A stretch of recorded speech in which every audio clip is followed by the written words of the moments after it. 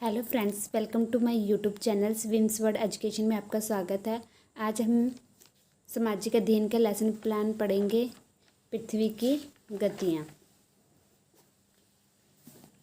पहले विषय सामाजिक अध्ययन, उपविषय भूगोल, प्रकरण हमारा पृथ्वी की गति। छात्र अध्यापक का नाम जो आपका नाम है, विद्यालय का नाम जो विद्यालय का नाम है, कक्षा 7वीं, दिनांक जो है, उत्पादन समय। सामान्य उद्देश्य हमारा छात्रों की कल्पना शक्ति का विकास करना, छात्रों की संस्मरण शक्ति का विकास करना, छात्रों की मानसिक एवं तार्किक शक्ति का विकास करना, छात्रों में भूगोल विषय के प्रति रुचि उत्पन्न करना, छात्रों में भौगोलिक परिस्थितियों के प्रति रुचि जागृत करना। उसके बाद आ जाते हैं हमारे विशिष्ट उद्देश्य। ज्ञानात्मक उद्देश्य, छात्र पृथ्वी की गतियों से परिचित हो सकेंगे। बोधात्मक उद्देश्य, छात्र पृथ्वी की गतियों की व्याख्या कर सकेंगे। प्रयोगात्मक उद्देश्य, छात्र पृथ्वी की गतियों को जान सकेंगे और उनको सही तरीके से समझ सकेंगे। सहायक उपकरण है हमारा सांपर, सुधाखंड, रंगीन सुधाखंड, मार्जनी, संकेतिका, चित्र। पूर्व ज्ञान, छात्र पृथ्वी की गतियों के विषय में सामान्य जानकारी रखते हैं। प्रस्तावना, क्रम संख्या, छात्र अध्यापिका क्रियाएं, छात्र की क्रियाएं। इसमें सबसे पहले हम प्रस्तावना के प्रश्न पूछेंगे। पृथ्वी पर ऊर्जा का मुख्य स्रोत क्या है? छात्र उत्तर देंगे, पृथ्वी पर ऊर्जा का मुख्य स्रोत सूर्य है। सेकंड क्वेश्चन होगा हमारा, सूर्य के चारों ओर चक्कर लगाने वाले पिंडों को क्या कहते हैं? छात्र उत्तर देंगे, सूर्य के चारों ओर चक्कर लगाने वाले पिंडों को ग्रह कहते हैं। तीसरा क्वेश्चन होगा हमारा, कौन सा ऐसा ग्रह है जिस पर जीवन संभव है? छात्र उत्तर देंगे, पृथ्वी एक ऐसा ग्रह है जिस पर जीवन संभव है। चौथा क्वेश्चन होगा हमारा, पृथ्वी की गतियों के बारे में आप क्या जानते हैं? छात्र चुप हो जाएंगे। ये हमारा समस्यात्मक प्रश्न हो जाएगा। उसके बाद उद्देश्य कथन, आज हम आज विषय सामाजिक अध्ययन के उपविषय भूगोल के अंतर्गत प्रकरण पृथ्वी की गतियों के बारे में अध्ययन करेंगे। अगर आपको मेरी वीडियो पसंद आएगी, लाइक, शेयर एंड सब्सक्राइब करना ना भूलें। और अगर आपको इसमें मदद मिली है तो इट्स हेल्पफुल ज़रूर लिखिए कमेंट्स पे। लेसन प्लान इस डबल पेज पे बनेगा। इस तरह आपका लेसन प्लान सही तरीके से बनेगा। सबसे पहले क्रम संख्या, दूसरा शिक्षण बिंदु, तीसरा शिक्षण उद्देश्य, छात्र अध्यापिकाएँ क्रियाएँ, छात्र क्रियाएँ, विधि, प्रविधि, मूल्यांकन। पहला है प्रस्तुतिकरण, पृथ्वी की गतियाँ। पहला है विकासात्मक प्रश्न, पृथ्वी पर दिन और रात के क्या कारण हैं? छात्र उत्तर देंगे, पृथ्वी पर दिन और रात के कारण पृथ्वी का सूर्य के चारों तरफ घूमना, चक्कर लगाना है। पृथ्वी की गतियों को कितने भागों में बांटा गया है? छात्र चुप हो जाएंगे। ये अस्पष्ट उत्तर हो जाएगा। विधि हमारी प्रश्नोत्तर विधि। स्पष्टीकरण करेंगे हम, कितने भागों में बांटे गए। पृथ्वी की गति को उन बलों के आधार पर विभाजित किया जाता है जिनके कारण ये गतियाँ उत्पन्न होती हैं। जो बल पृथ्वी के आंतरिक भाग में घटित होते हैं उन्हें अंतर्जनित बल कहते हैं, एवं जो बल पृथ्वी की सतह में उत्पन्न होते हैं उन्हें बृहजनित बल कहते हैं। अंतर्जनित बल है आकस्मिक बल जो अचानक होता है, जैसे ज्वालामुखी, भूकंप, भूस्खलन। और बृहजनित बल होते हैं अपरदन एवं निक्षेपण, नदी, बहता जल, पवन, समुद्री तरंगे, हिमनद। ये बृहजनित है। हम अंतर्जनित बल में पढ़ेंगे। छात्र अध्यापिका मूल्यांकन प्रश्न पूछेगी, छात्र उत्तर देंगे। मूल्यांकन प्रश्न होगा हमारा पहला, पृथ्वी की गतियों को कितने भागों में बांटा गया है? छात्र उत्तर देंगे, पृथ्वी की गतियों को 2 भागों में बांटा गया है, अंतर्जनित बल और बृहजनित बल। यहाँ पर हमने शामपट का भी प्रयोग किया है। हम उन्हें बताएंगे अंतर्जनित बल कौन कौन से हैं और बृहजनित बल कौन कौन से हैं। मूल्यांकन का दूसरा प्रश्न होगा, ज्वालामुखी किस बल के अंतर्गत आता है? छात्र उत्तर देंगे, ज्वालामुखी अंतर्जनित बल के अंतर्गत आता है, क्योंकि हमने भी बताया होगा बोर्ड पे, समझा। उसके बाद हम विकासात्मक प्रश्न पूछेंगे। धरती के अचानक फटने से जब लावा निकलता है तो उसे क्या कहते हैं? छात्र उत्तर देंगे, धरती के अचानक फटने से जब लावा बाहर निकलता है तो उसे ज्वालामुखी कहते हैं। विधि हमारी प्रश्नोत्तर विधि। ज्वालामुखी के बारे में आप क्या जानते हैं? छात्र चुप हो जाएंगे, ये अस्पष्ट उत्तर। तो हमारा सेकंड पॉइंट हो जाएगा ज्वालामुखी। ज्वालामुखी के विषय में जानना। हम ज्वालामुखी के बारे में बताएंगे।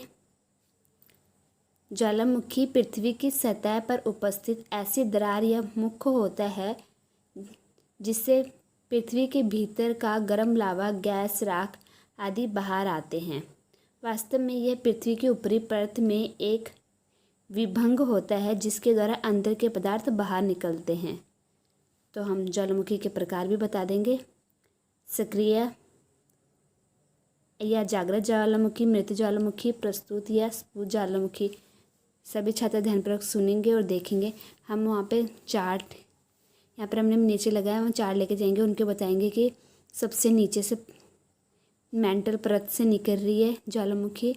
इसमें मैग्मा कोस्ट है, ये ऐसे निकलती है। तो क्या क्या निकलता है? गैस और राख। जो इसको मुख्य है उसको क्रैटर कहते हैं। और जो लावा जो यहाँ से निकल के नीचे गिरता है, जो ज्वालामुखी नीचे गिरते हैं उसे लावा निकास है, ये निकास नहीं कर रहा है, तो उनको बताएंगे बाहर की तरफ निकल रहा है। तो उसके बाद छात्र अध्यापिका मूल्यांकन प्रश्न पूछेगी, छात्र उत्तर देंगे। मूल्यांकन प्रश्न। ज्वालामुखी के भीतर से क्या क्या निकलता है? छात्र, ज्वालामुखी के भीतर से गर्म लावा, गैस, राख आदि बाहर निकलते हैं। सेकंड क्वेश्चन होगा हमारा, ज्वालामुखी के कितने प्रकार हैं? तो छात्र उत्तर देंगे ज्वालामुखी के 3 प्रकार हैं, क्योंकि हमने बताया होगा सक्रिय ज्वालामुखी, मृत ज्वालामुखी, स्फुट ज्वालामुखी। उसके बाद विकासात्मक प्रश्न। जब पृथ्वी की सतह पर अचानक हिलने या कांपने लगती है तो उसे क्या कहते हैं? जब पृथ्वी की सतह अचानक हिलने या कांपने लगती है उसे भूकंप कहते हैं। भूकंप के विषय में आप क्या जानते हैं? छात्र चुप हो जाएंगे, ये अस्पष्ट उत्तर हो जाएगा। या कुछ बोलेंगे, उसे भूकंप कहते हैं, थोड़ा बहुत बताएंगे। तो ये विधि हमारी प्रश्नोत्तर विधि हो जाएगी। भूकंप के बारे में जानना, स्पष्टीकरण। स्थल मंडलीय प्लेटों के गति करने पर पृथ्वी की सतह पर कंपन होता है। यह कंपन पृथ्वी के चारों ओर गति कर सकता है। इस कंपन को भूकंप कहते हैं। भूप्रपट्टी के नीचे यह स्थान जहां कंपन आरंभ होता है उद्गम केंद्र कहते हैं। हम पिक्चर के माध्यम से बताएंगे कि जहाँ से भूकंप उत्पन्न होता है उसे उद्गम केंद्र, यहाँ से भूकंप उत्पन्न हो रहा है, केंद्र कहते हैं, उद्गम केंद्र कहते हैं। फिर हम बताएंगे उद्गम केंद्र के भूसतह पर उसके निकटतम स्थान को अधिकेंद्र, जो उसके नज़दीक वाला स्थान है उसको हम अधिकेंद्रण कहेंगे, अधिकेंद्र कहते हैं। अधिकेंद्र से कंपन बाहर की ओर तरंगों के रूप में गमन करती है। अधिकेंद्र के निकटतम भाग में सर्वाधिक हानि होती है एवं अधिकेंद्र से दूरी बढ़ने के साथ भूकंप की तीव्रता धीरे धीरे कम होती जाती है। भूकंप की तरंगों के प्रकार है पी तरंगे, एस तरंगे, एल तरंगे। हम बताएंगे ये प्लेटें हैं, ये बाहर की तरफ जा रही हैं जो तरंगे हैं, तो धीरे धीरे भूकंप कम हो रहा है। कैसे भूकंप की उत्पत्ति होती है उसके बारे में बताएंगे। भूकंप का मापन यंत्र भूकंप लेखी कहते हैं। भूकंप की तीव्रता रिक्टर स्केल पर मापी जाती है। उसके बाद हम पुनरावृत्ति प्रश्न पूछेंगे। भूकंप के मापन यंत्र का क्या नाम है? भूकंप के नाक के बराबर तीव्रता कितनी है? क्योंकि हमने उन्हें पढ़ाया होगा तो बताएंगे। सबसे जिसमें ना बहुत कम मिलता है उससे कितनी तीव्रता होती है उसकी। निरीक्षण कार्य। छात्र अध्यापिका संपूर्ण कक्षा में घूमकर संपट कार्य को छात्रों द्वारा अपनी लेखन पुस्तिका पर लिखे जाने का निरीक्षण करेगी। गृह कार्य। बाह्यजनित एवं अंतर्जनित बल क्या हैं? अंतर्जनित बल के नाम बताएं। ज्वालामुखी कितने प्रकार की होती है। अगर आपको हमारी वीडियो पसंद आ रही है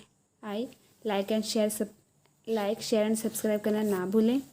एक बार आपको दोबारा से मैं स्टेप बता देती हूँ। सबसे पहले प्रस्तावना, उसके बाद विकासात्मक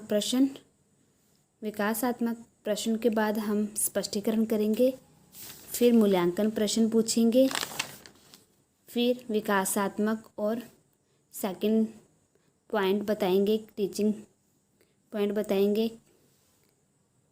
जैसे हमने पहले उनके बारे में बताया, गतियों के बारे में कि कितने बल होते हैं, उसके बारे में बताया। उसके बाद दूसरे टीचिंग में हमने अंतर्जनित बल के एक बल, जो अंतर्जनित बल है उसका पॉइंट लिया है, जैसे ज्वालामुखी अंतर्जनित बल के अंतर्गत आता है, और भूकंप भी। तो थर्ड पॉइंट भी हमने भूकंप अंतर्जनित बल के अंतर्गत लिया है। मेरी वीडियो को लास्ट तक देखने के लिए धन्यवाद।